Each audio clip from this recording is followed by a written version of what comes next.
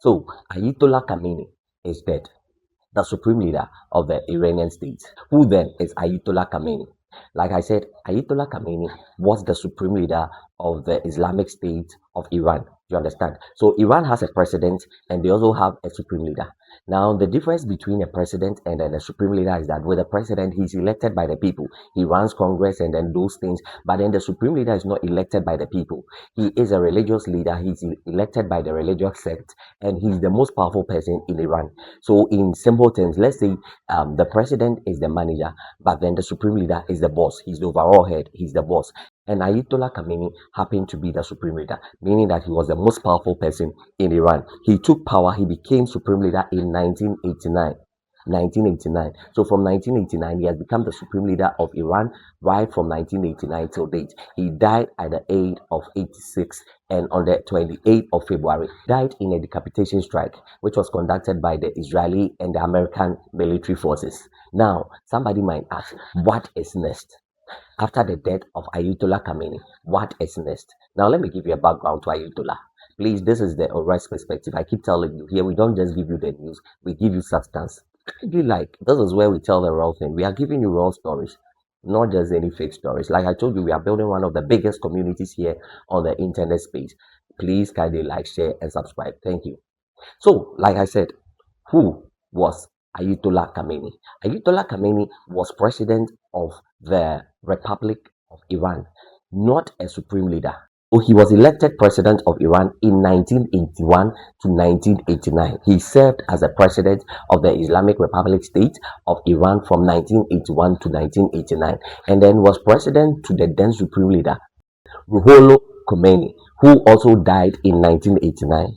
Okay, now Ruhollah Khomeini became the first supreme leader of Iran in 1979 after he had then captured power and had overthrown the Shah. So in Iran, when we say the Shah, we are talking about the king, meaning that Iran wasn't previously ruled by the supreme leader. Iran wasn't an Islamic state. It became an Islamic state in 1979 after Ruhollah overtook the then Shah, that is the then king of the Iranian Republic, and then officially made Iran an Islamic state. He died in 1989 and then was succeeded by Ayatollah Khamenei. Like I told you before, he was elected by the religious sect and then he has been running Iran from 1989 to date. So what actually happened that got him killed? You know, he's had this long-standing feud between himself, the US, and then Israel. It's been a feud, a triad between the three of them. So he speaks, the Israelis will speak, and then Donald Trump would also respond. This has been going on for a while. And then we all know the economic situation in Iran has been that of a very dire one recently, such that there's been a lot of protests recently. In the month of January, saw one of the fiercest protests that's ever been seen in the Republic of Iran, which from news sources says that about 3,000 people were actually killed. More than 3,000 people were actually killed during this demonstration, and it was just serious. But then he was able to consolidate and then hold on to power. And then within that period, the American president kept warning him that he's going to come after him if he doesn't stop attacking civilians. That is Donald Trump. This became a feud between them. Khamenei said that it was American propaganda that was doing all these things and then inciting his people against him. Then fast forward, after this demonstration seemed to have calmed down, we just woke up. We saw America moving in its assets. So we saw American warships being moved into the Middle East. America started moving its assets. It started moving the Abraham Lincoln and then all its assets with thousands and thousands of ammunition and soldiers on board. Israeli military were also on high alert. So people were like, okay, America is now going in for a full-time war and a full-scale war with the Republic of Iran. That is what everybody was thinking, and that is what we were all thinking. So Iran also started making preparations. There was a lot of drills and then a lot of counter terrorism strategies that was being discussed by the RIGCC, trying to show off power and then trying to show off force, trying to show that they are not people who will be pushed over. The top commanders of IRGCC, including the defense staff, they are all dead. They are all decapitated. America was calculating and then waiting for the chance to just take all of them out. Now, what is happening is Donald Trump is somebody not to joke with. Trust me, when he decides to come for you, it is now clear that he's going to find you. He's going to come at you in whatever means, in whatever way. And just as we knew that Donald Trump would do, he has done it. So what then is in? Iran also did not keep quiet. After the death of the president, they've declared a 40-day mourning. People are actually mourning because he was the supreme leader. Now they've decided to elect a new supreme leader, which is currently going on. The process is currently going on. But then they've also fired shots into all American assets in the Gulf region. They've attacked Qatar, they've attacked the UAE, they've shot at Israel, and then they are saying that they are not going to relent. They are going to go all out if it needs be that they go all out for a full-scale war. But then somebody might ask, is Iran prepared for a full-scale war with America? Trust me, you are not. They are not prepared. They are not prepared.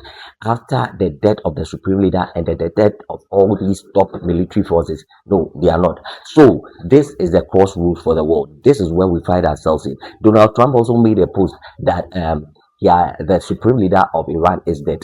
He made it on Truth. This is the post. And after he made the post, propaganda came in. The Iranian regime came out to say that this was a lie, and then they just wanted to play on the minds of people. Nobody was dead. Khamenei was still alive. Only for us to now wake up in the morning, the early mornings of Sunday, and then they just come out to admit that yes, the supreme leader is gone, and that they are making preparations to actually elect a new supreme leader. This is going to be a tough one. Somebody is asking, and people are asking, and that's the same question I'm also asking. Is this the third world war that is coming? Hey, this is the OWURA'S perspective. Like I said, subscribe. This is where we give you the raw gist. We talk about real issues. We are not just playing here. We are giving you real information, valuable information. Please kindly like, share, and subscribe. Become part of this community. So, is the third world war coming? Now, China is very angry with the situation because China has Iran as their trading partners. A lot of oil coming from Iran, actually about 20% does go to China. You understand? Russia is also not going to be happy with the situation. And then North Korea has always been on standby. Kim Jong-un's he's always been on standby. He's ever prepared. He's always war ready. He's just always waiting. So the question now is World War III going to come? Now, Donald Trump has made a post warning the Iranian regime that if they continue to attack any of the American bases, if they continue to attack any of the American assets, if they continue to fight back, trust you me, he's going to meet them with a force that's never been seen in humankind. Now, initially, people were taking Trump's words for true. There were times people would say that, Donald Trump would say a lot, but then he wouldn't do it.